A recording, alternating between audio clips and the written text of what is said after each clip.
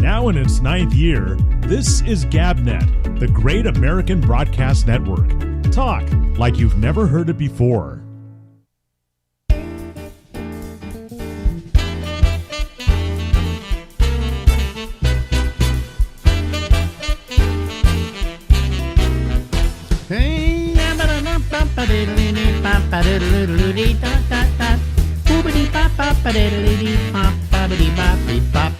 Hey everybody, this is Alex and this is the Ramble.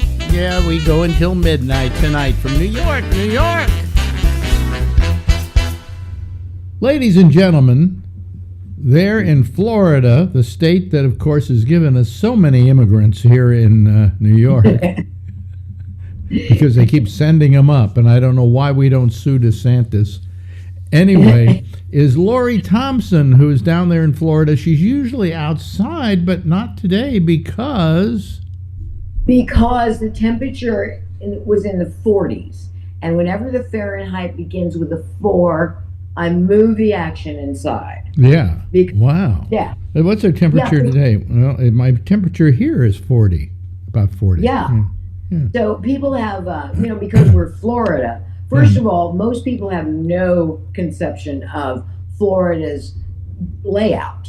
You know, the panhandle, it gets down to 30, and we do have very occasional snow here, but it doesn't stick at all. Is it warmer down in the down towards the bottom of the penis? Yes, your beloved Miami is much better. Mm-hmm. And Fort Lauderdale, that's where we're going to be. In fact, we're going on a cruise of some islands, and so it leaves from Fort Lauderdale. You're going on a cruise that leaves from Fort Lauderdale. How long is that cruise?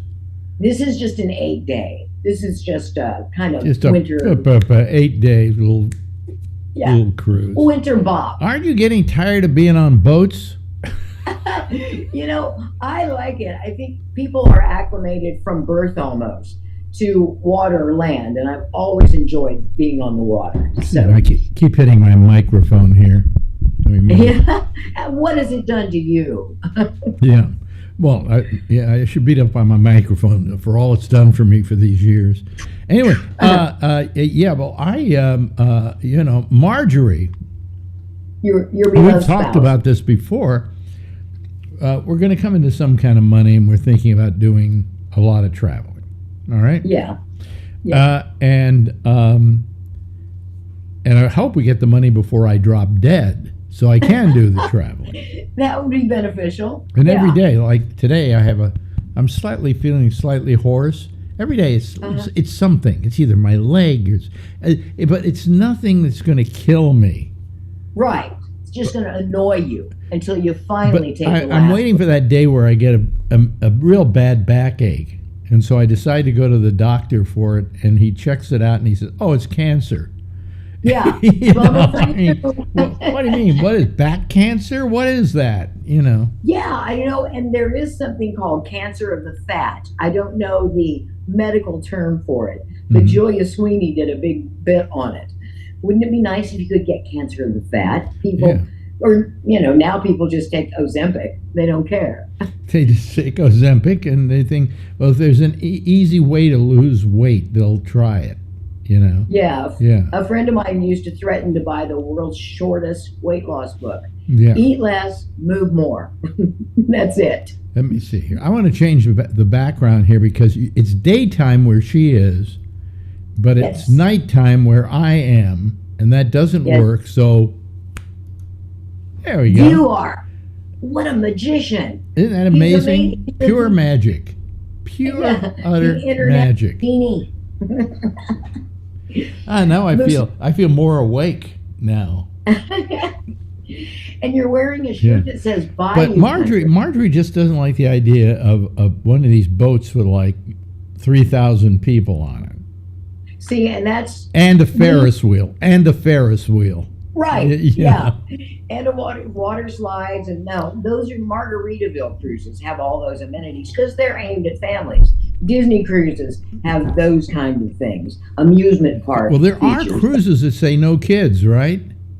Well, I don't know that it's printed out like that, but for legal reasons. But yeah, I saw one that said no fucking kids. See, they cut right to the chase. See, I wouldn't want to go on a cruise with kids. I'm sorry. Yeah. You know, I mean, and I like children, and I'm glad that you were able to procreate, but leave me the hell alone. You know? Yeah, well, it's just the aim is different. You know, the whole mission of the cruise, if you have a lot of children, is completely different. Everything is designed. Then you go on a Disney cruise. Yeah. Yeah. See, that's, you know what you're getting in for. But some princess cruises are the same way. Princesses and celebrity are a little too Vegas-y for me, you know, with the shows and. I don't want any of that. I just take me somewhere and show me someplace, you know? Yeah. I don't want to go and see some guy do a bad version of Oklahoma, you know? Yeah, which is, or Cirque du Soleil, or, you know, any of that. The Blue Man, they don't do Blue Man groups, I guess. That would be too much commitment. But I don't like that stuff. And so Azamara doesn't have that stuff. Which one? That's Azamara cruises. Azamara. That's our favorite. Yeah, and they're small. Like Marjorie would like this one. They're usually 800 or less, and much less. The smallest one I ever heard of was my friend Shecky went to Antarctica. Yeah. And the boat that went down there only held like maybe 100 people tops. Wow. So that would. Yeah, it was expensive. It was expensive. It cost him like $30,000. Yeah. But he got to see the penguins. Yeah, but he also had to smell the penguin. Yeah, well, food. I told you the story. He died last year. I say recently. It's not so recent anymore. But the best piece of advice he left me with was, don't go to Antarctica. There's nothing worse than the smell of penguin shit. A good reason to avoid. Can you imagine tens of thousands of penguins who go to the bathroom about every 5 minutes? Yeah, and so it's rotten fish everywhere. Oh, yeah, it's also rotting fish. Yeah, that's the worst kind.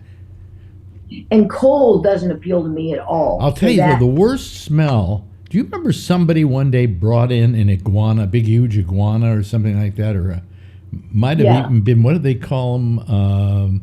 Bigger than an iguana, but it was a huge thing, right? And they bring it in and put it on the table in the studio, and all of a sudden, he decides to take a dump. I'm telling you, and I'm not kidding. Do you remember it?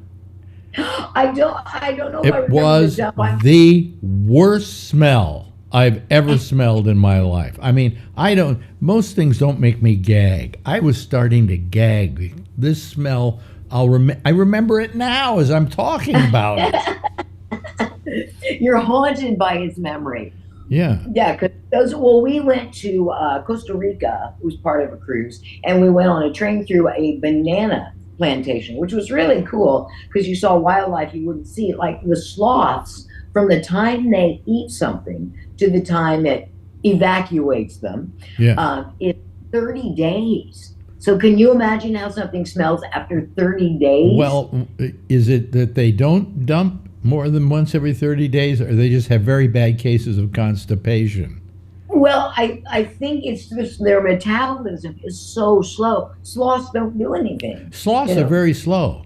You know, I often, if I come back as something, I think I'd want to come back as a sloth because they really have no sense of urgency. Right, no pressure at all. You know, it's like, I'm going to go over to that twig over there. Okay, let's start to go over to the twig. And about a year later, you're over at the other twig. You know, they live a very casual life. It's no pressure at all. In fact, they don't care about fitness. You know, I go to yoga and Pilates classes, never seen a sloth. They don't care. They just don't care about anything. Mm-hmm. And that's a certain kind of bliss. I was just trying to think, is there anywhere in the world I would like to go that I always wanted to go? Mm-hmm. And I have a couple of them, but one of them I can't even go to now. Impossible. Why? Russia, Moscow. I always wanted to go to Moscow and see, the what do you call it, Red Square and all of that. Yeah. Yeah. It was one of the places I've always wanted to go, but you can't go there now as an American. Right. Because you're not allowed. You're not allowed to do business with them. See, so if you go over there as a tourist, you're doing business with them. Right. Yeah. You're transacting. In fact, I was told this by my friend who is Russian.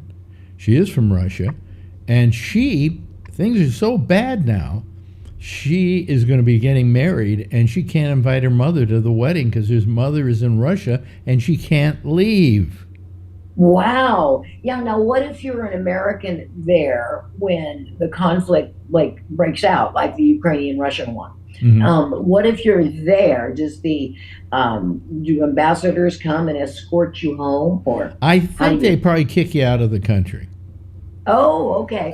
I don't think they'd arrest you, but sometimes they arrest you if they need somebody to hold against the United States who's holding somebody else, right? Leverage. So they go out and they get a journalist or somebody like that and then accuse them of spying against them.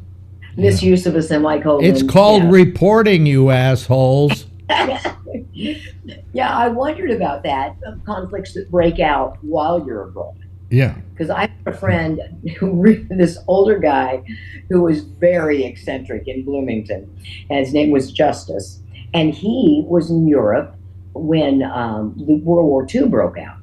Wow. So it was, and he had to go down to the embassy, and he was with his 5 children. And they had to get out Where fast. Were they, though? They were in Germany, I believe. Oh, they were in Germany. Ew. They might have been someplace less at the center of the action. But I think it was Germany. No. It was France. I take it back. France was easier, Yeah. I mean, but France was pretty much taken over by the Germans for a short time. Yeah, occupation, man. That would be a There's that famous shot of Hitler standing in front of the Eiffel Tower looking at it. Yeah. Which many had to come from Germany to go to the Eiffel Tower to do that, but I guess he wanted to see his newly acquired property. Yeah. I want to see the new acreage. Yeah. But France, did you read, is going to outlaw smoking in most public beaches, near buildings, near schools. They're just outlawing it. They're going to put restrictions on vapes as well starting next year. Now, I don't smoke, so it doesn't affect me, but I always look at But now, when places ban vaping, does that include the vapes that hold marijuana or just vaping cigarettes? I think just the vape devices and whatever they're capable of. Oh, really? Because I use one every night to go to sleep. I have a little vape of pot, and I go to sleep. It's very convenient. Is it CBD? I don't have to roll a joint or then try to light the joint. There's just a stub now, Yeah. And do that. I mean, it's become so convenient. I mean, it's not like regular pot. It has somewhat of the taste of pot, but not the same. But I'm not using it for that reason. I'm not using it to get high or to be social. Yeah. Is it CBD oil? Is it CBD oil? No, it's marijuana. It's a oil made out of marijuana that they put in this little capsule, and it goes into the vape magnetically. I live with someone who vapes, who has 5 vapes, one for leisure, one for sneaking out of the country. I don't know what they're all for. In other words, you married a pothead? Is that what you're saying? Yeah. No, he doesn't smoke pot. He was a cigarette smoker, very polite one. Oh. I don't remember him smoking more than 5 cigarettes a day, and he would always go outside. But he vapes constantly. So I think he's probably taking in more nicotine than while he smoked. I don't know if vaping causes cancer like smoking cigarettes does. Right. Because what you're ingesting is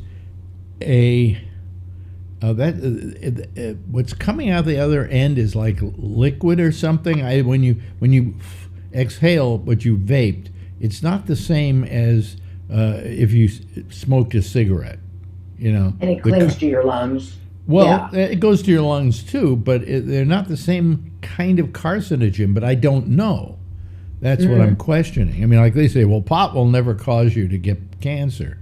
I don't know. I really don't know. I don't think anybody knows at this point. Wouldn't you love to be like 300 years in the future so that you look back on the time we're living now and see what turned out to be myth? 300 years in the future, they'll find that smoking was good for you. Yeah, or something of that ilk. That in fact it prevented a whole raft of other diseases. So if you're willing to trade that in for cancer, what the hell, Exactly. Yeah, because I think of that often, how I would love to see how this era in which we live is going to be viewed by Okay, so it's 200 years in the future. Lori and Alex have had their bodies frozen so they can be awakened 200 years in the future. What are we coming back to? Yeah, that would be interesting. The acclimating, you mean? Because it would be a whole new life that you're coming back to. Well, I mean, to begin with, you would have a lot of stuff you didn't know how to operate. Exactly, right off the bat. So that would probably erode your confidence a little bit. Because I have one theory. If I came back 200 years from now, I'd wake up and this wouldn't be a democracy anymore. Oh yeah, it's a plutocracy now, isn't it? It's still an illusionary democracy. We believe we are a democracy, but in the future, I think that we will have completely eradicated the democracy in this country. Oh yeah, that it's probably going to wind up being a dictatorship. Yeah, we won't even go through the ruses anymore, like voting, polling place. What's that? Is that an indie band? Yeah. I mean, I see it because it's not so much Trump, as it is what Trump is able to do if he's elected president again. And it's the people who are going to elect him. So it's the people who will turn this thing away from democracy and towards really basically a dictatorship. Yeah, I think so. And what do you what's your take on Nikki Haley? What? The Koch brothers. Nikki Haley? Nikki Haley. Well, I don't like her because she's a Republican. Right. I think of all the people running for president, she's the most reasonable. Okay. Yes. If she became president, I could live with it. I wouldn't agree to everything she did, but I could live with it. But the Koch brothers, that was a surprise endorsement, and she seems to be the one they hate Trump, okay? The Koch brothers. Which is, to their credit. But Nikki Haley is, I wouldn't necessarily want to see her president.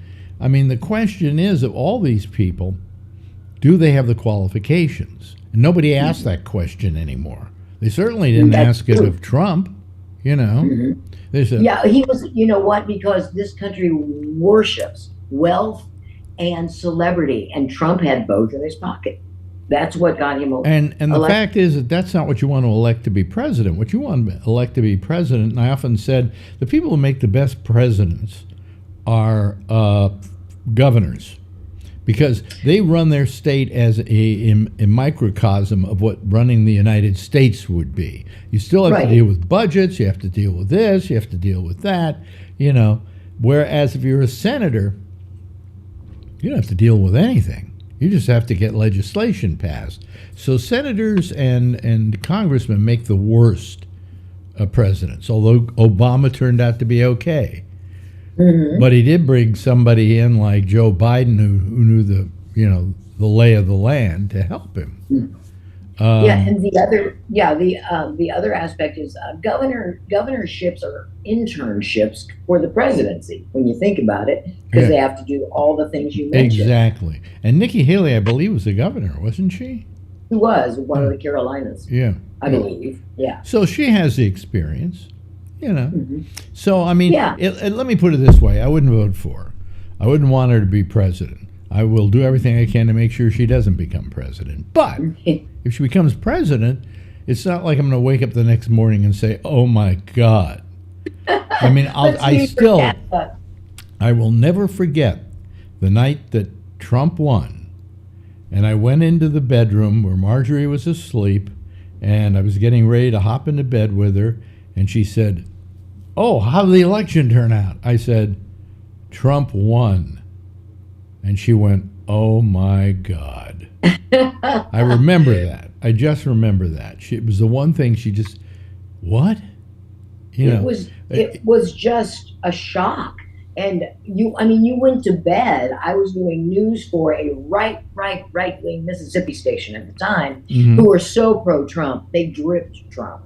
And I went to bed not knowing who was the president, or because they just hadn't called it yet. Yeah. It was about 9 o'clock, the night of, and it was just a mind blower to me. Well, I said to Marjorie, the most misinformed thing I've ever said.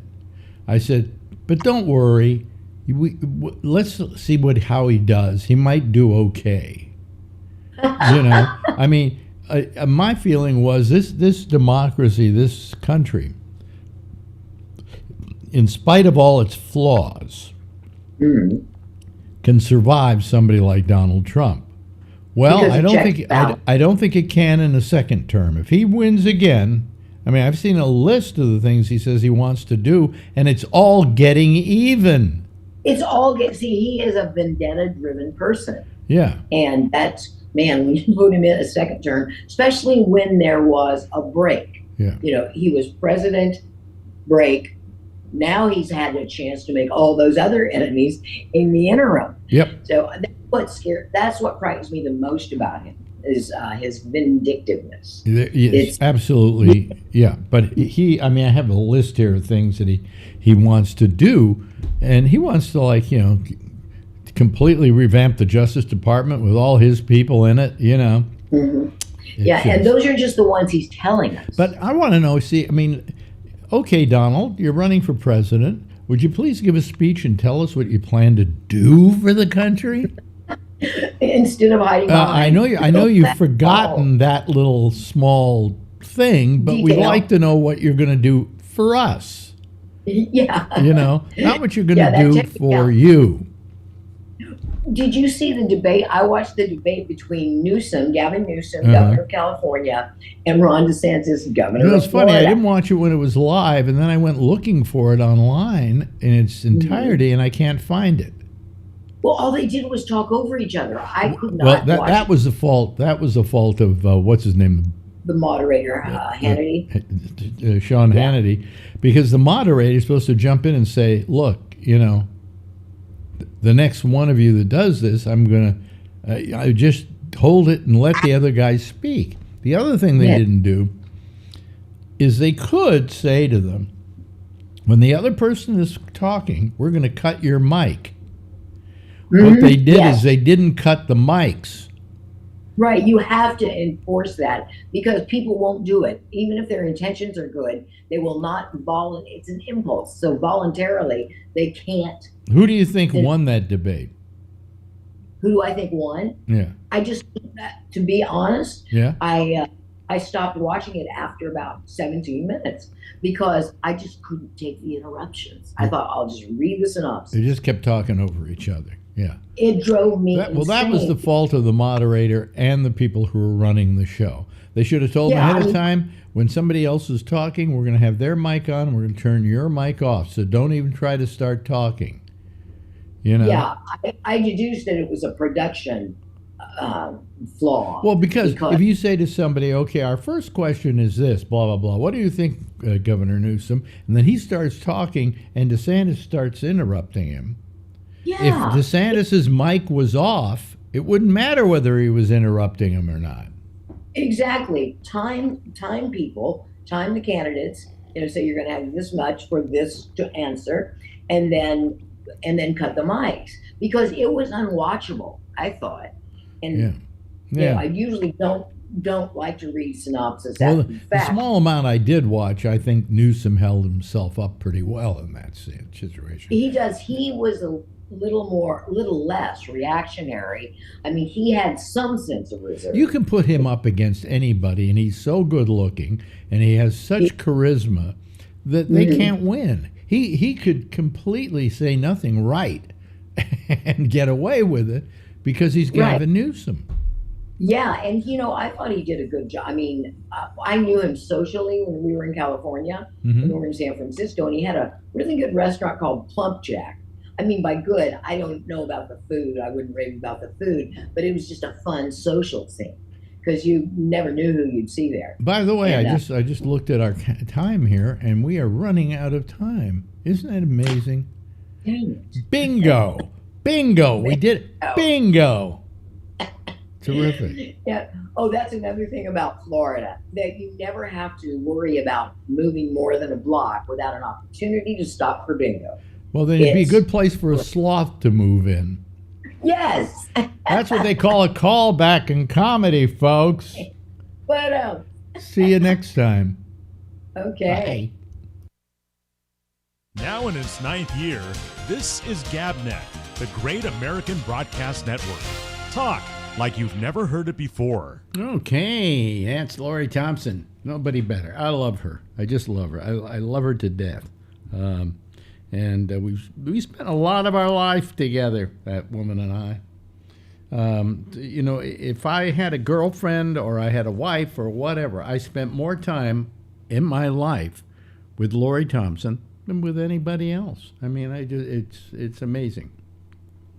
And yet, you know, we never had a relationship going. We knew that that was not a good idea because I thought of her too much as a what do you call it, a partner. And I would not ruin that by having any other kind of relationship going. So anyway, I love the woman dearly, you know. Okay, it is time now to go to our, there are quite a few people waiting tonight, so good. Let me see here. I need to admit all, and here we go. And I am going to, let's see here. Okay, I'll just put them on now. Here. Okay, there we go. And there's Tom Yamaguchi. Hello, Tom. Great to see you again tonight. Boy, you know. You want a call back? Yeah, sure. You were talking about cruise ships in the Antarctic? Yeah. Or Antarctica? Mm-hmm. I had some friends that went on a cruise ship to Antarctica, and their ship sank. Their ship sank? Do you remember the MV Explorer in 2007? Hit an iceberg and sank? I really don't remember. Oh, well, I had a couple of friends. Yeah, nobody died, fortunately, including my friends. But it was November of 2007. Yeah, I guess you really shouldn't go anywhere there are icebergs, should you? You know, we should have learned it. We should have learned a great lesson from the Titanic more than anything else. That's true. Yeah. Anyway, let me introduce the other people here. Alan is here. Hello, Alan. How are you? I'm doing good. How you doing, Alan? Charlie is here. Brian is here. Kevin is here. And Jeff is here so far. So, hello everybody. How are you? Welcome to a Wednesday edition. You know, I'm getting so out of it now. I've got to do something. A moment ago, before I came on the air, I went, well, this is the Thursday program, right? And then I looked and it said Wednesday, and I went, damn it, I've got 2 more shows to do this week.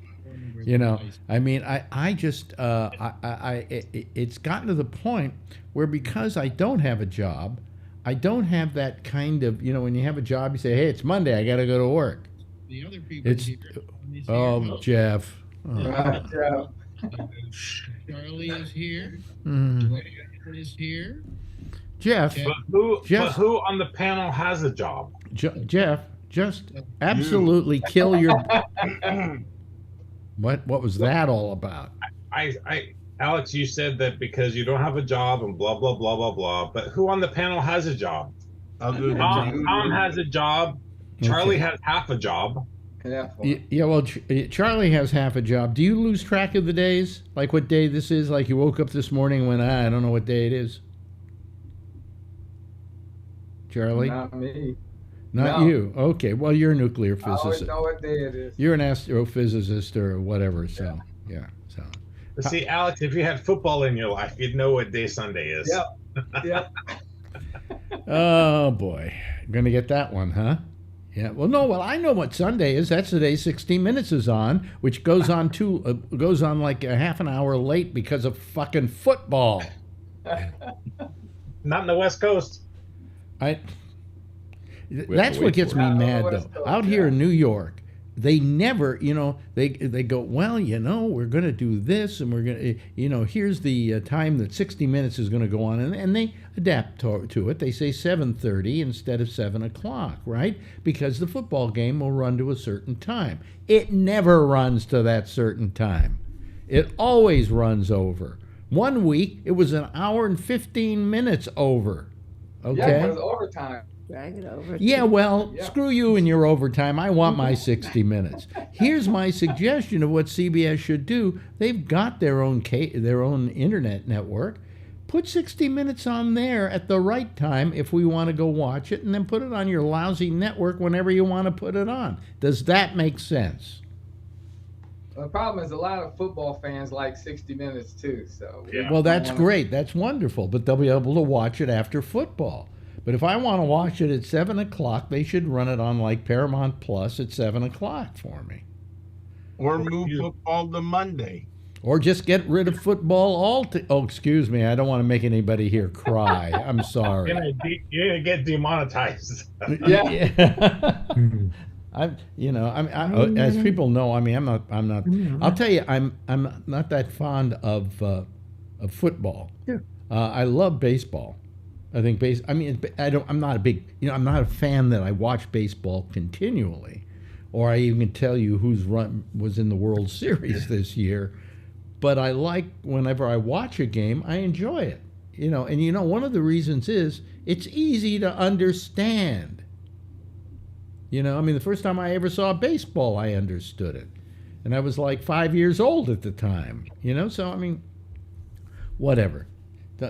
Don't get me started on football. What do you think of the pitch clock? Well, I know about not to get them started. Baseball. We have a certain amount of time to pitch. You have a certain amount of time to throw your pitch, right? Right. Yeah. I don't mind the pitch clock that much, but why making the bases a little bit bigger and all this stuff is like changing the game. And what about the bitch clock? That's when you're looking at your watch and going. When you look at your watch and go, she's late again. That big. I don't like them putting the ghost runner on extra innings. They changed the game. They shouldn't mess with the game. Well, the trouble with baseball baseball was a very slow game. And for years, they kept it as a very slow game, and they just felt they had to speed it up a little bit. And so they did speed it up. And in some ways, that ruined the nature of the game. I like the fact that it was a very leisurely game. And that you'd sit there and you'd have your beer and your popcorn or hot dog or whatever, and be talking with your friends. And occasionally something would go on down on the field, and then it was back to talking with each other and having a nice time. And it's very pastoral, right? Yeah. On the other hand, you got this game football, which everybody admits is absolutely hazardous and injurious to the player's health. There's no question about it. I watch these guys take a fall, and they go, "Oh, he just broke his leg. Well, goodbye." And it's like, one time somebody said they saw a bullfight, and I think it was Lopez, who's the comedian? George Lopez. George Lopez. And he said to me, he was down in Tijuana. His parents took him down, and he said, "Hey, come on, we'll show you a bullfight," because bullfighting is a tradition among those people down in Mexico. And the bull came out, and the guy came out, the toreador, and they started going back and forth. And every now and then, the picador would come along and then just stick some giant picks in the bull's back. Now, there's no way the bull is going to win this deal, okay? There's just no way. But sometimes, there's a freak accident or something where the toreador, the matador rather, gets hurt. In which case, the bull is going, "I didn't mean to do that. I'm sorry. Really, I didn't mean to do that."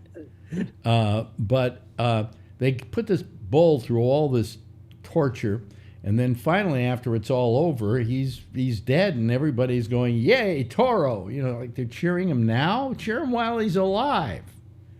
So he said that this one time he went with his father, And this whole thing was happening, and the bull actually gored the matador so bad that they couldn't continue with the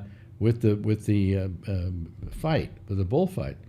And so they took the bull and they took him, they're all cheering as they're leading the bull out of the ring. And they're going, yay, toro, yes, viva la toro, yeah, toro, toro, toro. And as soon as he got outside of the ring, all of a sudden you hear a shotgun go off.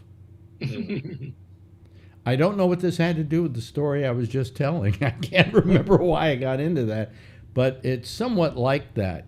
I think football, for instance, would be a lot more interesting if a player got hurt. What was that? If it got hit on the hurt on the field, bad enough, I think they should just shoot him. I think that would really make the sport interesting. Football. Yeah, the football is so boring to go live to now because they have so many commercials, and you'll see the players like the kickoff. The kickoff happens and they go to commercial, and so the players come on the field and they're just standing there. Really? And you're like, what's going on? And they stand like for 2 minutes, and then they start playing, and then something else happens and a little bit longer. They stop. They're just standing there for like 2 minutes. No timeout. They're just waiting for a TV timeout. That one, and then the other thing that kills me live is I love watching basketball live, but I hate the people around me because you'll have people behind you. I've had so many times, and there's two guys there coming from work, and they go to the Warriors games, and they're sitting there chit-chatting all through the game while the game's going on. Oh my God, it's so frustrating. Yeah, well, see, I don't have to put up with that because I don't go to these games. Okay, hold it. I suppose I'm the only one here who doesn't care about sports. Huh? You don't care? I don't care about them either. Okay. Yeah. If they stopped, football, I think everybody would be a lot happier. Well, let's be honest. Maybe Charlie. Let's be honest with something about football and sports like football. Why do they exist? Money, betting, betting, and more betting. And if the networks didn't carry them anymore, boy, would they be in trouble because people couldn't bet anymore. So that's the reason why it exists, for the betting. I mean, and then you've got all these ads. I love them for these things like what are some of the betting sites? DraftKings. Good example, DraftKings. And what they do is they run these ads for DraftKings with all these beautiful women on there saying, "Come on, bet, spend your money. Come on, let's do some betting." And by the way, bet responsibly. If you have a betting problem, please call 1-800-NO-MORE-BET. Yeah, well, some guy's going to go, I'll bet $2 on this. Well, I lost. Okay, I'm through. Come on. They do the same thing with alcohol, too. Drink responsibly. Yeah. But here, get high on our booze, But, I mean, they do, and you know why they have those ads? Because they don't want to get sued. They want to say, we did a responsible thing. We told people they have a betting problem. Just call us up. Okay, I got a betting problem, and I just lost $5,000 on your lousy DraftKings. Could you help me by paying it back? I mean, nothing like that. I think they say there's nobody calling, so it must be no problem. By the way, can I show you something so disgusting, so vile? I don't think anybody's going to vomit from this, but they're going to find it vile. Not Phil in his underwear again. No, where's Phil in his underwear? You going to Zoom bomb yourself? Yes. On Jack's show? Yeah. He's going on Jack's show in his underwear? One time he did. I guess he had to find some place to call because he doesn't want to call me anymore. Anyway. You going to Zoom bomb yourself? No, I'm going to show you what's so disgusting. I like this brand here, Ice. Where is it? There it is, Ice. I like it. Sparkling. It's a sparkling water. And it's flavored. I like it. It's got a little flavor in it. It's 0 calories, so it doesn't. The flavors aren't created so that they cause calorie problems. Well, there's one flavor they have here, and it's called peach nectar. And I pulled out one the other day, and I'm starting to drink it, and then all of a sudden I noticed something, and I want to show it to you. And I think you'll notice it on camera here. There we go. See the top? Yeah. Yeah, it looks like a plastic cap. It looks like it's plastic, doesn't it? Mm-hmm. Let me just put my finger in there for a second and rub my finger around it here. No. Yeah, you know what I'm gonna get to here in a second. Let me just do this, and well, it's not as bad as it was the other day. Let me see here. I've got a. There we go. There we go. I'm sure that'll do it. Yeah. Look at my finger. Yeah. You got some kind of residue at the top of the. Yeah, but that's a really disgusting residue. It's not even the color of this. It's like sat for a while. It's sat. Well, no, I wish I could say that it sat for a while, but every time I've opened a bottle of this peach flavor, that's what I get. None of the other flavors do that. Always there. Apparently, there's something in the mixture here or something. And look at that. Yeah, it comes off on my paper. FD&C, red and yellow. Yeah, and I don't know if I should be drinking that. Do you think that would hurt me? Is the whole bottle plastic? Yeah, the whole bottle's plastic. Oh. Yeah. Tom, the bottom bottle is got glass. The reason I buy it, Tom, is because I hate our oceans. So you know. We could go swim in the Pacific and you could get it out again. Really? Yeah. You know, we have a new job for you, Tom. Couldn't they make these things dissolvable? Couldn't they, do they have to be something when you throw them in the ocean, they like become a whole island unto themselves? New content. Make them out of gelatin like they do for pill capsules. No, but if you did that, the liquid in it would dissolve the bottle. Yeah. See, that's the problem. I was thinking the same thing. Why not make a dissolvable bottle? Now, maybe you could make a bottle that dissolves in, say, alcohol or some kind of something and just dissolves into water. Right. Yeah. Or you could use aluminum like I do with my Spindrift, and aluminum is highly recyclable. Aluminum is? Because I thought aluminum wasn't. Oh, yes. Really? No. Sure, that's why you get so much money for it. Oh, okay. All right. Yeah, 95% aluminum. Yeah, Spindrift comes in aluminum cans. There's only one problem with aluminum cans. Once you open them, you can't close them and then reuse them later. Like I keep this for maybe a day on my bedside, until I've had a drink of it all. But so how do they make those little detergent things that have the liquid in there? And when you put them in the water, they dissolve. There's something in that detergent. Well, no, water dissolves it. Yeah, it's water. Well, yeah, but you don't want liquid dissolving this, because when I get it, there'd be nothing but liquid at the bottom of the case, So that doesn't work. But anyway, Tom's kind of young. He doesn't remember going to the beach before plastic bottles came out and seeing all the aluminum cans all over the beach. Well, I'm thinking of writing ice and just saying, this residue is disgusting. Why don't you do something about it? But hi Adrian, how you doing, kiddo? There she goes. She's disappearing now. Yeah, now you come out here soon, Alex, because she's even nicer in person. Really? Yeah. Oh, okay. She was at our get together meal a couple weeks ago, and she was very well. I don't want to talk about that. Anyway, I'm sorry. Oh my bad. Sorry. He'll whenever you have a chance, you'll bring up something that's No, I forgot about that. You're the only one. Why can't we bring up weather? Anyway. Someone mad that we went to lunch. Darn it. No. So that lunch. So just to say, because I know I heard you guys talk about it before.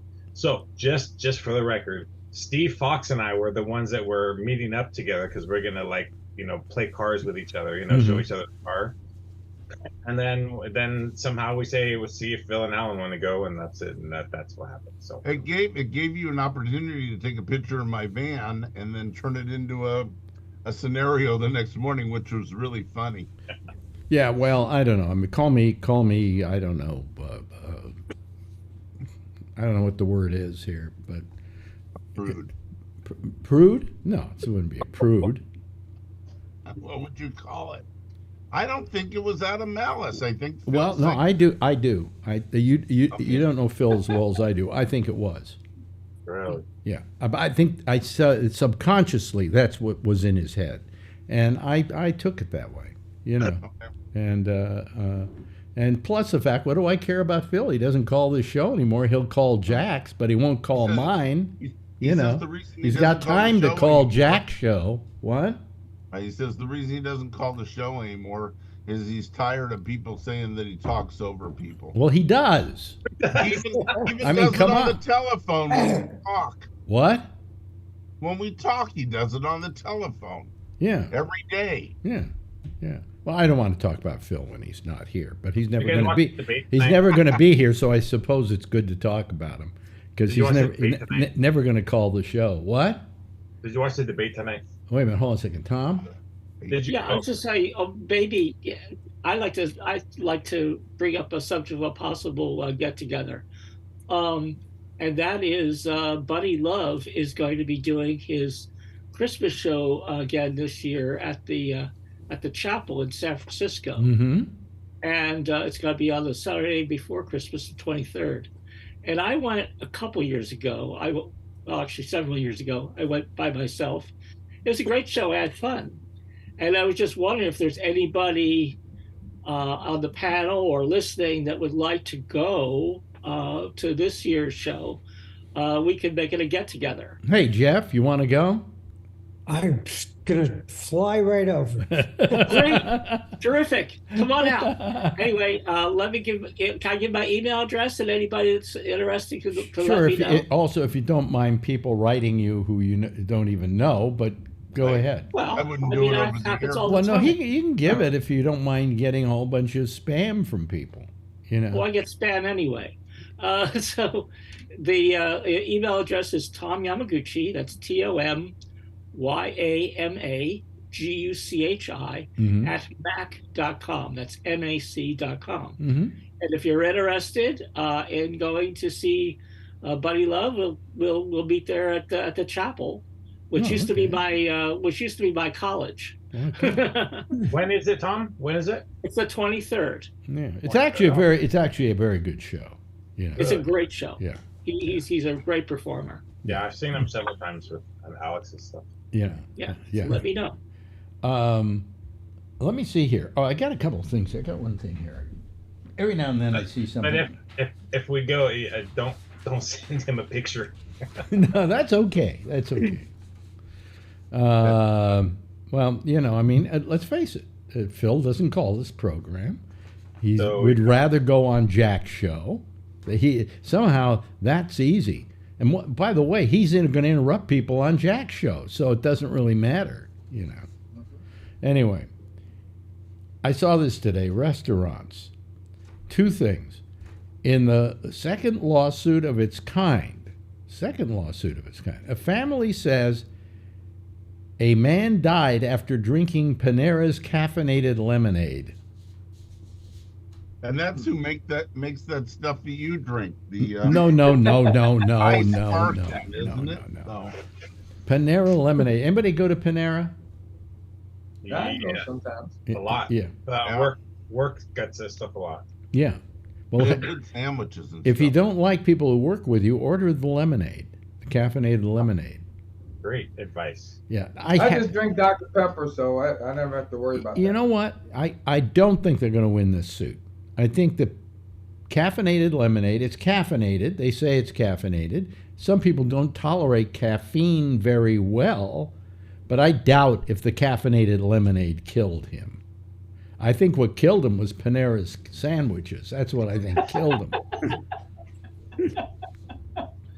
Anyway, Some and people will sue for any stupid reason. Well, this is the second suit of its kind. I remember another one of these, and I don't know if it's gone to court yet. Apparently it hasn't. Otherwise, or if it has gone and they found them guilty of it, then that's the reason this person's suing. But you got to die first before you collect, so it's not a good deal. And a woman who threw a burrito bowl at a Chipotle worker, which I think is justified homicide. Well, it's assault with a deadly weapon. Yes, definitely. Yes. Definitely. Self-defense. Yeah. Self-defense, yeah. Worker, he was sentenced to work at a fast food job to avoid further jail time.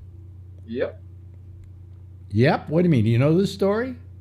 Yeah, I was watching the story earlier today. Oh, really? Yeah, Okay. I mean, the judge said that she needs to have some kind of empathy toward the Towards the fast food workers, and so he's gonna make her work fast food for 2 months. But this is Chipotle, okay? Yeah, really, most people take a baseball bat in and hit the people in Chipotle. I mean, I've never gone to Chipotle. Marjorie used to go occasionally, and she said it was really mediocre. Very. You know, and watery. Somebody says it's watery. That I don't know, but anyway. Stay out of the bathroom. So that's our food for tonight, and I hope you enjoyed it, and thank you for being here. Good night, everybody. Well, anyway. Good night. Where are we? So anyway. Have you, Alex, by the way, have you heard, good night, everybody, have you heard that Jack Bishop is done? Is done? Yeah. Called me tonight and said he's not on the show. What are you and me and Amy, going to do for the show? What? You know something? I wish he'd call me and tell me that. Right.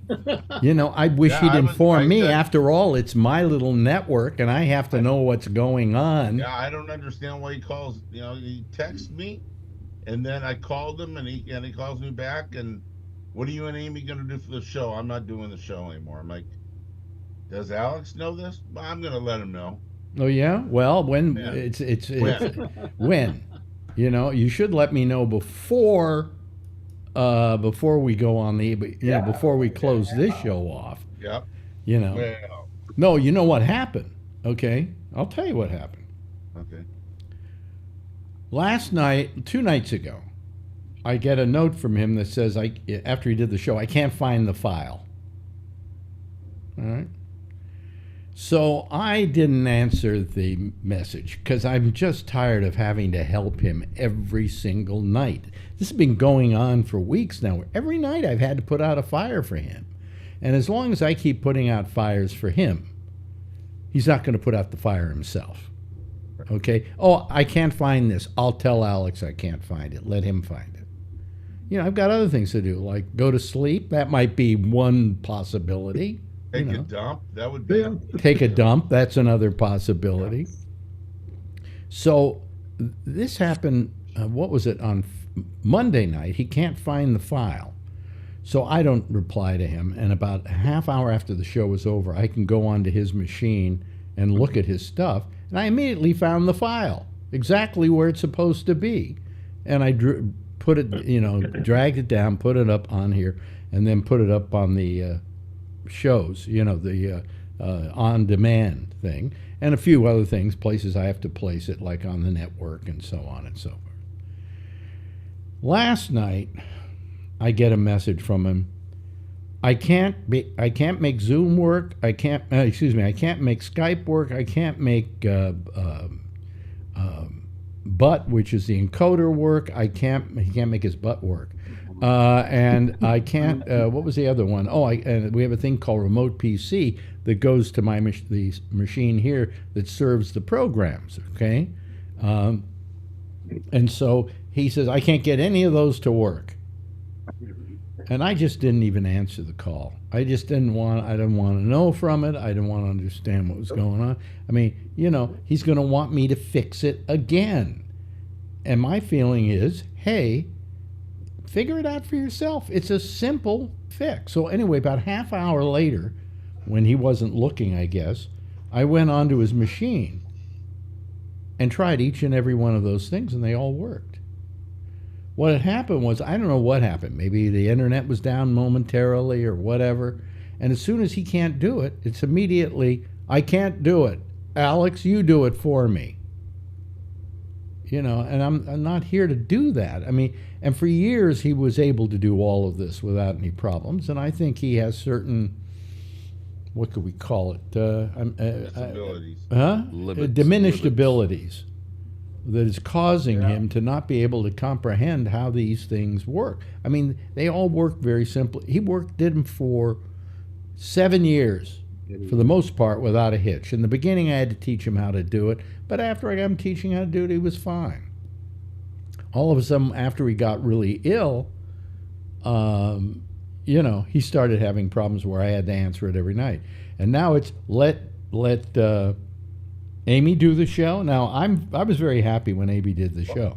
I can show you the text. It says, what are you and Amy going to do with the show? He sent it to me this morning. Yeah, well, it isn't Amy's job to do the show.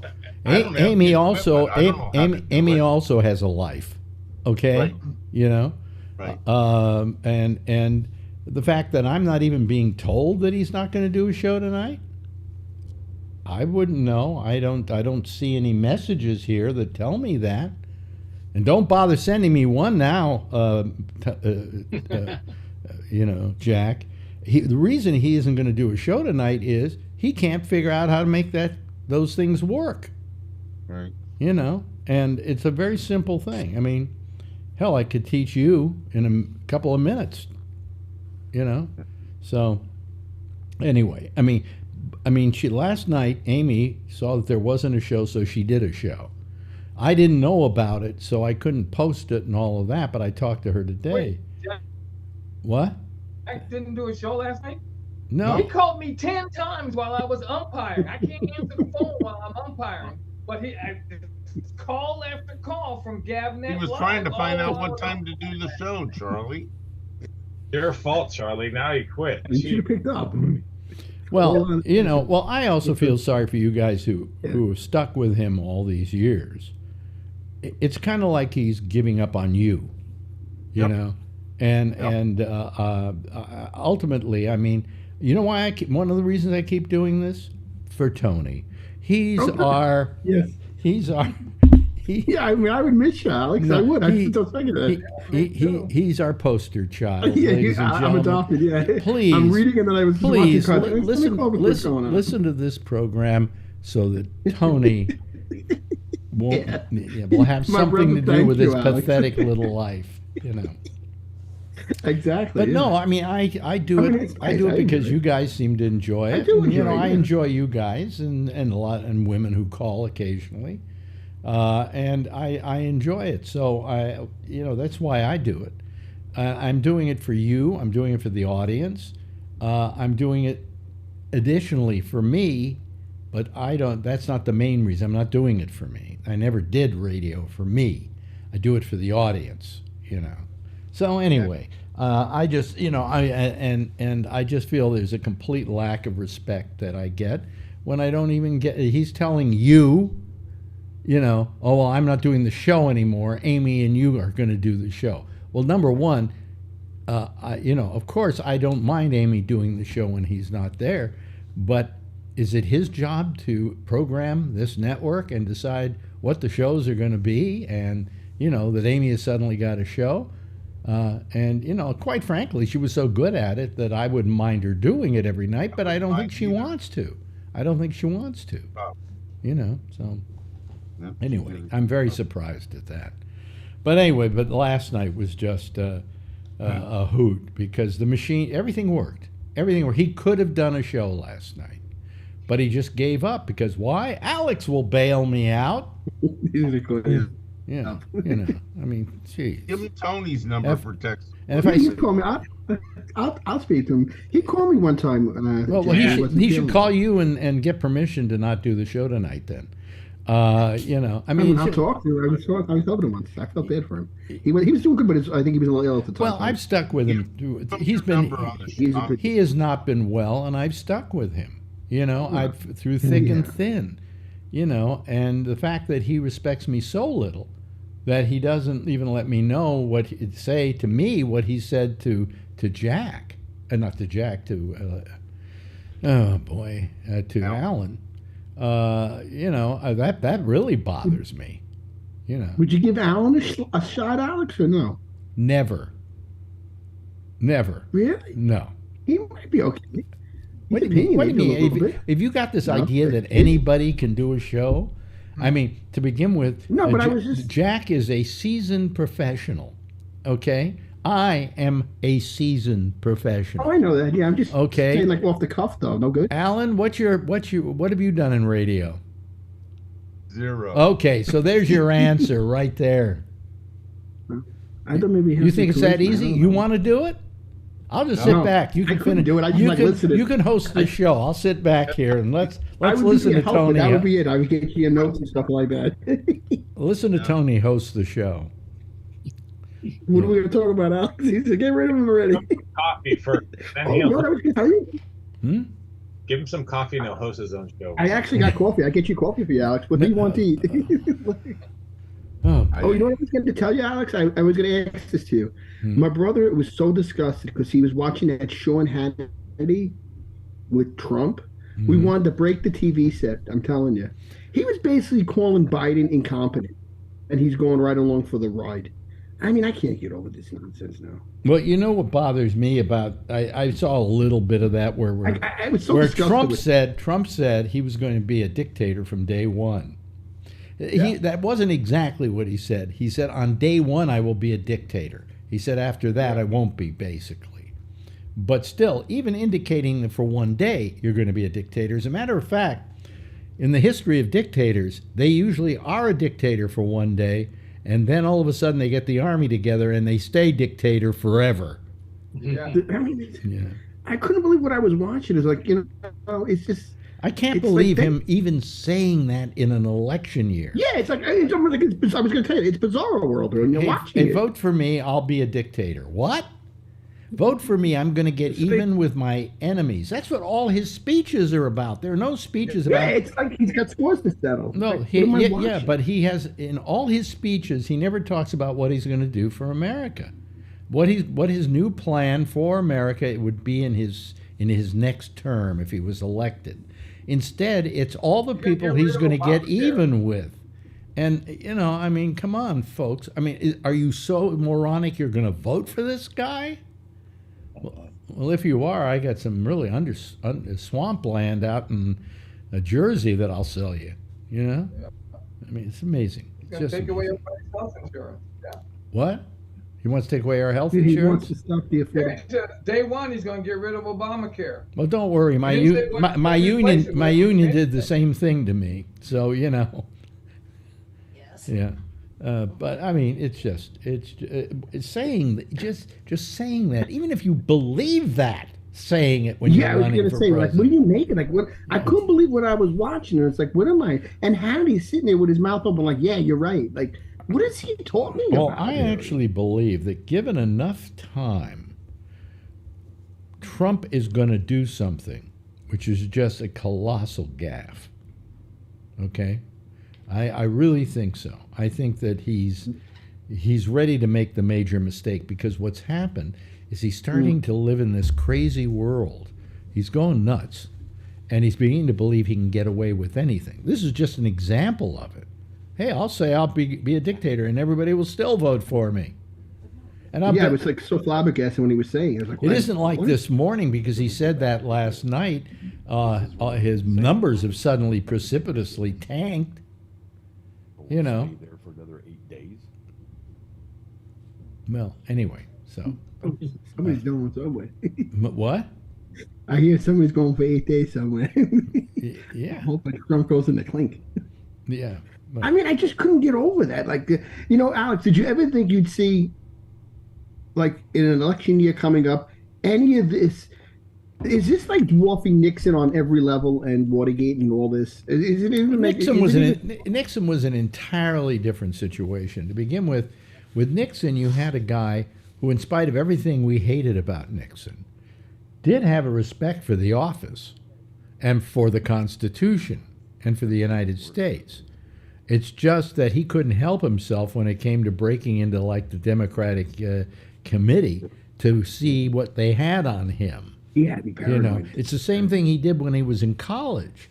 The couple of days before he was ready to graduate, he snuck into the dean's office late at night to find out what his standing was in his class. And it turned out he was #1 in his class. So he was pretty smart. Well, as soon as they caught him doing that, because somebody came in and caught him doing it, they almost didn't let him graduate. So this was just the first sign of Nixon defeating himself. And he did the same thing here. He was a shoo-in to be president again. But he had to have somebody go into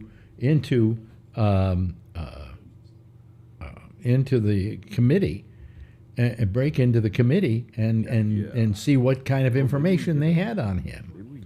So, hey, Kevin, would you just turn off your mic while you're talking? Yeah, because we're finding out all about your vacation. Yeah. Should we bring shorts? Oh, okay. Swingers vacation. Yeah. But anyway, so I mean that's the trouble. Sorry, it's not a vacation. Oh well, it ended with fuck, so it doesn't sound like it was a vacation. No, we're trying to figure out logistics for the Fiesta Bowl. I just got a notice from my daughter what they're doing for the Fiesta Bowl. And it's like, oh shit! Isn't that a dish at Chipotle? It's football. Isn't that Chipotle? Isn't it? This is a Chipotle Fiesta dish, come on. A bowl, rather. Yeah, it's kind of screwing up her going back to school. It's like there's a 7-day gap. We got to get her back up to Eugene. Then she's got to go to Arizona. And then she comes back, and there's like a 7-day gap, and we got to figure out that 7-day What gap. instrument does she play again? The alto sax. The alto sax. Oh, yeah, she's Lisa Simpson. Yeah. Yeah. Oh, yeah. But anyway, so even Nixon had a respect, for the Constitution in the United States, and the position that he had. It's just that he had this also overwhelming desire to defeat himself. I see what you're saying. Yeah. Wow. Yeah. He must have been paranoid then. Oh, God. He was. He was very paranoid. I could see him. It was either he probably taping everything all the time. Yeah, you think sure. he taped his own office, and when people were coming, he probably did do something like that. Oh yeah. So anyway, what the hell? Have I got Nixon wrong, Tom, or was I right about Nixon? No. I'm just thinking. I was just remembering what Bob Woodward reported that during the final days. Actually, that was the book. The final days, he was walking around the White House talking to the pictures. Yes. Yes. He was. I'm gonna read it. He was very paranoid. Yeah, and people, but this president, I think, to begin with, I think this guy's crazy. I think he's going more and more nuts every day. Yeah. The fact that he lost drove him. Yeah, you're right. Off. He can't get.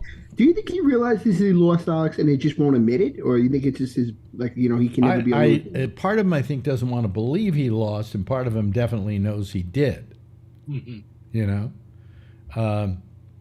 If you thought you were cheated out of the presidency, let's say, well, not you, you'd never get to that point. I was going to say that. That would be a sad moment for our country if you got the nomination for president. I have my button on the Nintendo Switch. Yeah, exactly. But if it happened to you, you would just say, well, I'll wait for another 4 years and then I'll try again. And you just let it happen, You can feel whatever you feel, and you can feel resentment for it, but you can get even in 4 years by running again and getting the presidency back. But no, that isn't Trump. He just wants it handed to him on a platter. I deserve it. I didn't lose. Give it to me. Yeah, like that's going to happen. It just flies in the face of all that we believe this country to be, and that's sad. What can I ask you guys? You've been seeing, I'm sure, on television, what's been happening in Gaza. Are you not disgusted by that? Yeah, I'm getting tired of the Hamas lobbing missiles into Israel. Oh, really? They're still doing it. Yeah, how many? They're state missiles. And Israel's got an Iron Dome and manages to take care of all of them. Okay, And well, Israel's still cluster bombing the whole Gaza. Yeah, but the cluster bombing of Gaza, here's what got me the other day. They said to all the people in southern Gaza, or everybody in northern Gaza, go to southern Gaza. So all the people in northern Gaza attempted to go to southern Gaza, right? And then the Israelis bombed the hell out of southern Gaza. It's like, okay, I'll go down here so we'll know where you are, and then we'll bomb the crap out of you. yeah. I mean, it's some horrible stuff that's going on here. I mean, I hate to say this, but I'm beginning to think of Netanyahu as the modern day Hitler. You know, and I know that's a terrible thing to say, but, and believe me, the people in Israel are not happy with Netanyahu. Especially, and I saw tonight that the released hostages had a meeting with him and started yelling at him. You know, why didn't you take care of this faster? Why didn't you make a deal earlier? Why didn't you stop everything and try and get us out? You put us in harm's way. They were yelling at him. So I'm not the only one that doesn't like Netanyahu, you know? Netanyahu and Trump came from the same parents. Well, I mean, it's terrible. It's just terrible. And it's terrible what's happening there. It is, on one level, it's genocide. And say what you will about Hamas. They're terrible. They're horrible. What they did to Israel was just disgusting and, without question, a horrible thing. But, come on. What do they've killed something like 13 members of Hamas so far and 10,000 Palestinians. It's up to You can look at it like, huh? You can look at it like if Trump was handling this whole situation, he'd probably do it the same damn way. Well, yes. Like an idiot. I don't, you know, I don't know how Trump would be handling this, or Ukraine. Probably just the same way, like an idiot. Yeah, yeah.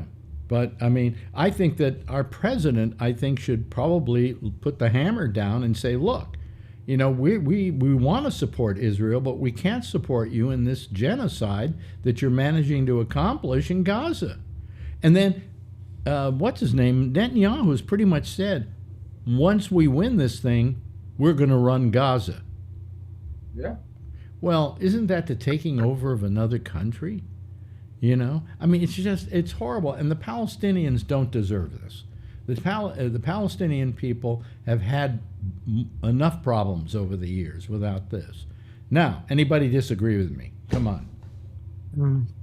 I don't disagree with you. I just say it's just an ugly situation all the way around. Oh, absolutely. It's really difficult, and especially, you know, here in Berkeley, we've had about every city council meeting in the last month has gotten shut down basically by a very vocal group of protesters trying to get the city to pass a ceasefire resolution. And you know, it's ugly the way they conduct themselves. I mean, even though I'm a person who supports a ceasefire.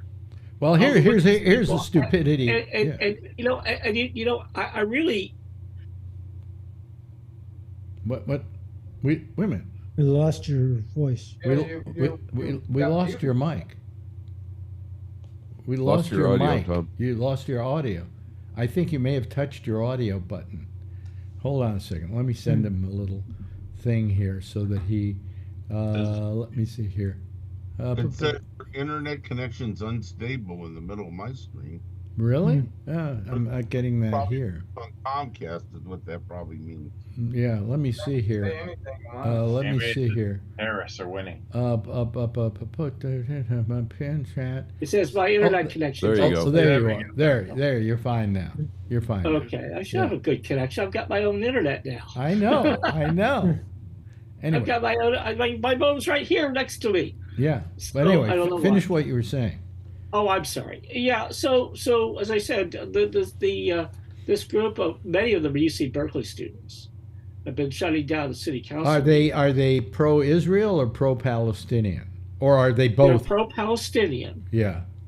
And there have been a few people who have showed up with Israeli flags and try, and been, as be pro-Israel.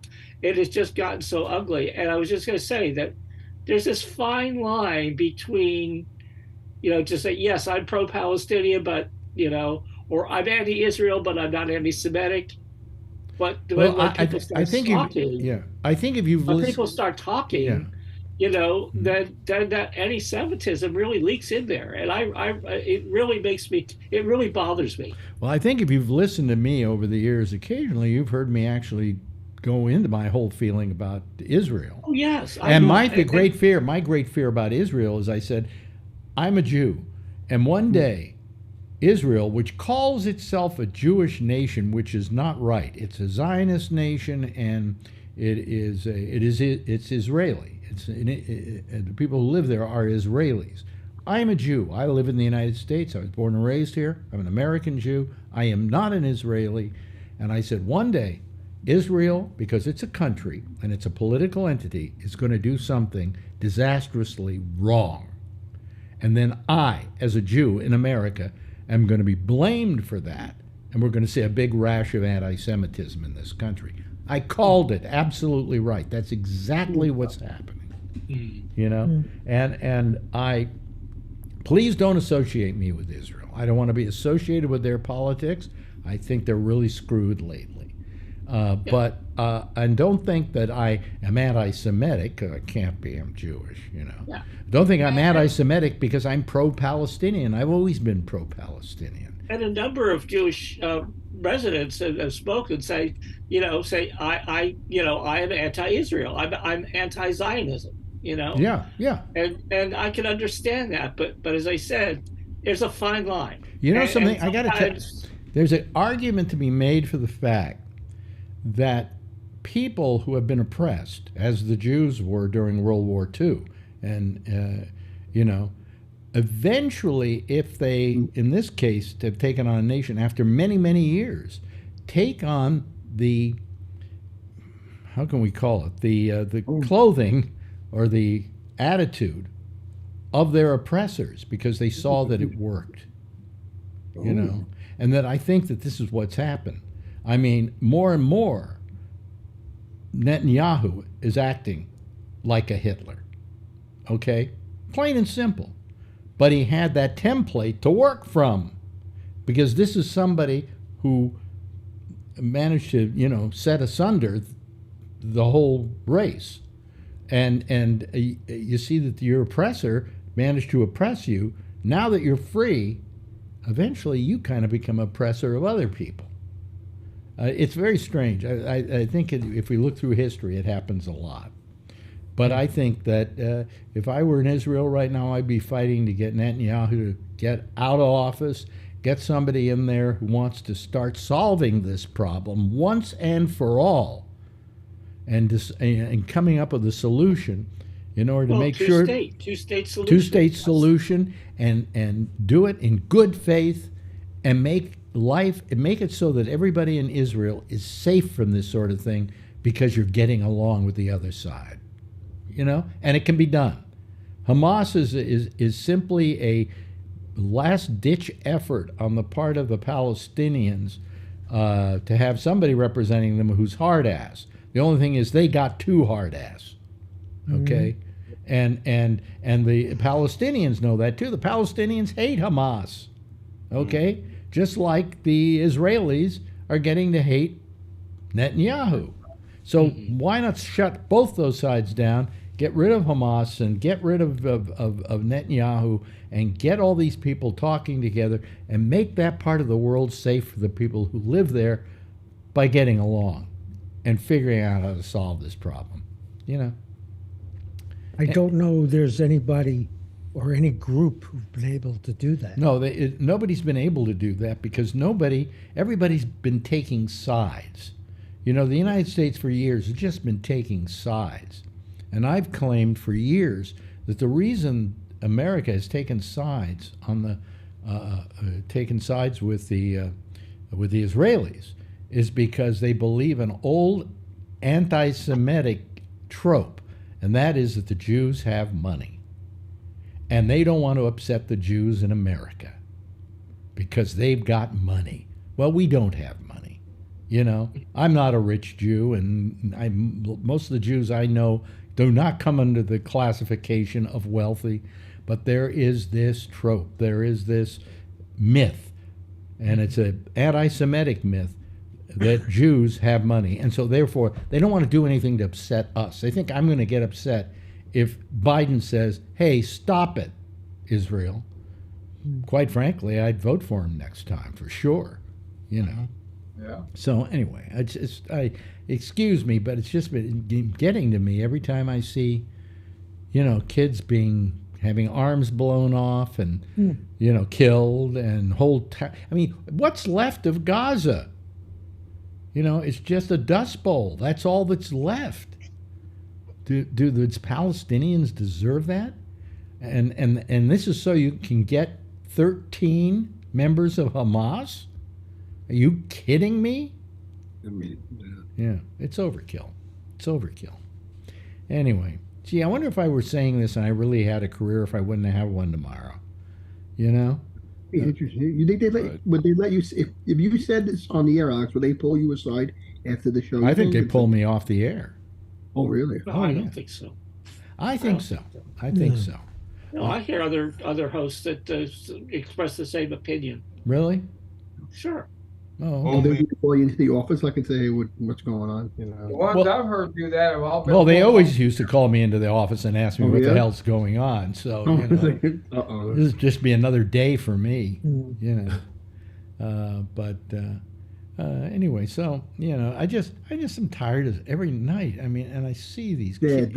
I see kids, you know, being pulled from the rubble and stuff like that, and your heart just goes out. And I think that, you know, Israel had the world on their side when this whole thing happened, you know? And yet they handled it in a way that then turned the world against them. And Netanyahu should have been smarter than that, you know? Everybody go to the south because that's where we're going to bomb you next because we know you're all going to be down there. Wow. Oh, there was one other thing. They were sending out these leaflets, and they said, for further information on how to get south and how to get out of the way of all the bombs and everything, go on the internet and go to this website. They don't have any internet in Gaza any longer. You can't even get a phone signal out of Gaza. Okay? Thank you very much. But, I mean, just... It's the fog of war, folks. It's the fog of war. Tell them to release the hostages and Israel will stop. Well, why don't you stop Israel and they'll release the hostages, which is what they did while they stopped. That, but Hamas broke the agreement. But Hamas did not break the agreement. Oh, even our president says he did. Well, the president doesn't know shit, okay? He's believing whatever Netanyahu told him because Jews have money. Okay. All right? I'm sorry. Netanyahu doesn't care about the hostages. That's why the hostages that got released are pissed off at him. Yeah, yeah. Now they're talking about flooding the tunnels with water. Yeah, well, that makes then you'll drown all the hostages, won't you? Well, there's hostages that are down in the tunnel. Yeah, yeah. That's really smart. You know. That's what I'm saying. He doesn't care about that. Yeah. Well, anyway, I don't know. All he cared about was getting revenge. Yeah. Listen, thank you so much. I've had a nice time tonight for the most part. The last 10 minutes, I decided to bring this up because I didn't want to spoil the camaraderie through the rest of the show. And Tom, good having you here. Always good having you here. Yeah. And you've done it a couple of times in the last couple of weeks, and I really appreciate it. Alan. One more time. Thank you. We get a chance to talk about Norman Lear, but I forgot to mention Norman Lear. Yeah. Hey, listen. He was 101. I'm not feeling sorry for him. I'm just saying you lived a great life. Sei gesund. You know. Why are we rushing? There's no show later. There's no Jack show. Well, we don't know if there's a Jack show or not, and it might be Amy for all we know. Please stay tuned, ladies and gentlemen, for Radio Roulette. All right. Thank you, Tom. You come back on. Thank you, Tom. Thank you, Alan. I appreciate it. Thank you to Charlie Wallace. Brian Neary. God, you know, we had a few moments with Adrian, but she's getting too old to be part of this, right? Yeah. Yeah. Kevin, thank you so very much for being here tonight. I hope you solved your problem with your daughter and how she's going to get from one place to another. Well, I got a few weeks. Okay. And Jeff Stein, thank you, Jeffrey. I appreciate it. Tony, thank you. Good having you here. Everybody, give a big wave goodbye, and I'll give a big wave goodbye at you. Okay? There they go, folks. There goes our citizen panel. I don't know what's happening next. I really don't have the faintest clue, because I have. But if Amy's doing a show, fine. If Jack's doing a show, fine. I just wish I knew. Anyway, I'll leave the network open for them for a little bit. In the meantime, as always, I will see you again tomorrow. Same time, same station in life. In the meantime, as always, if you see her, tell her I love her, okay? Bye, everybody. Mwah.